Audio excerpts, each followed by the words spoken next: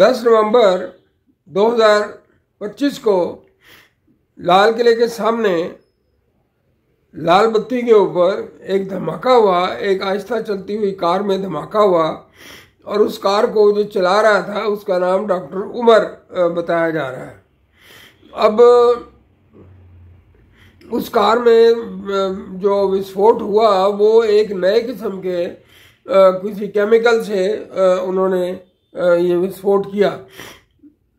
एक यूनिवर्सिटी जिसका अल फलाह यूनिवर्सिटी है जो फरीदाबाद में है, उस में कई लोग ऐसे हैं जो काम कर रहे थे और उनको उनके संलिप्त होने का शक है और कई लोगों को पकड़ लिया गया है।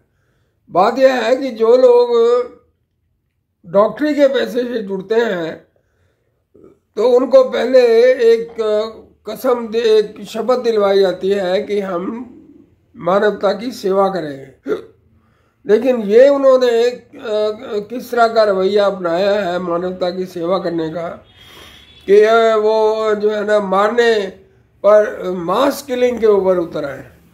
उन्होंने 3 टन 2900 किलो जो है एक पदार्थ इकट्ठा किया हुआ था जिसको इस्तेमाल किया जाता है खेतों में, लेकिन उस पदार्थ से उन्होंने कोई ऐसा केमिकल बना लिया जिससे बहुत जल्दी आग लग जाती है और बहुत सब कुछ जल के खाक हो जाता है।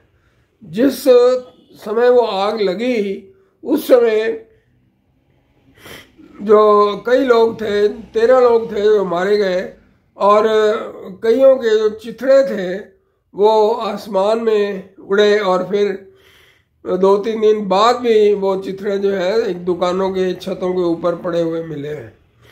तो इस तरह से टुकड़े टुकड़े हो जाना इंसान का आग की वजह से, तो ये बहुत ही एक खतरनाक डेवलपमेंट है। उन्होंने बहुत ही रिसर्च की है इन पढ़े लिखे डॉक्टरों ने, जिनका काम था लोगों को बचाना, लेकिन वो लोगों को मारने पर उतारू हो गए।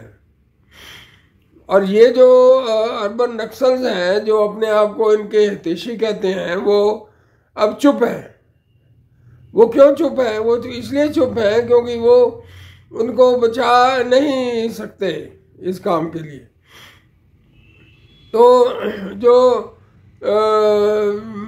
करने वाला, जो विस्फोट करने वाला था, वो तुर्कमान गेट के सामने एक मस्जिद में गया और वो मस्जिद जो है काफ़ी पुरानी है और उसका जो कनेक्शन था वो तुर्की के साथ था। यानी उसने 1000 साल पहले जैसे कि तुर्की लोगों ने हमला किया था और तुर्की से लोग कुछ आ गए थे और उन्होंने रज़िया सुल्तान ने जो है ना राज भी किया था दिल्ली में, तो उसी तुर्कमान गेट के पास वो गया और इसका जो कनेक्शन था वो भी तुर्की से था। ये एक बहुत बड़ी साजिश है। ऐसे लग रहा है जैसे कि वो उस गुलामी को दोबारा लाना चाहते हैं जिसमें तुर्की ने काफ़ी अहम रोल अदा किया था। वो बदला इसलिए भी लेना चाहते हैं क्योंकि हाइफा नाम का शहर जो है वो भारतीयों ने आज़ाद करवाया था ऑटोमन एम्पायर से, जो कि तुर्की का एम्पायर था, उससे आज़ाद करवाया था। और वो जो भारतीय सिपाही थे उनके पास जो हथियार थे वो तीर कमान थे, भाले थे और तलवारें थी। और ऑटोमन एम्पायर की जो सेना थी वो जर्मन सेना थी और उस सेना के पास तोपें थी और मशीन गनें थी, लेकिन फिर भी भारतीयों ने अपने तीर कमानों से और तलवारों से और भालों से उनको जाके हरा दिया। जो फौज गई थी यहाँ से वो राजपुताना से गई थी और मैसूर और हैदराबाद से गई थी, तो इस तरह से उनको हरा दिया। शायद इसीलिए जो है केरल में हिंदुओं के खिलाफ काफ़ी अत्याचार हुआ 100 साल पहले जब खिलाफत मूवमेंट चल रही थी।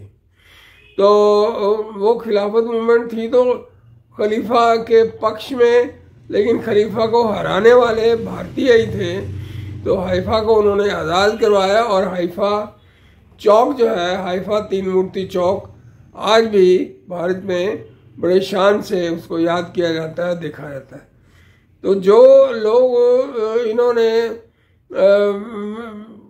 आतंकवादी घटनाएं की है, इसकी तफ्तीश तो हो रही है और उम्मीद है कि इस को सारे जो इसको करने वाले हैं उनको सज़ा मिलेगी, उनको पकड़ा जाएगा और सज़ा मिलेगी। धन्यवाद।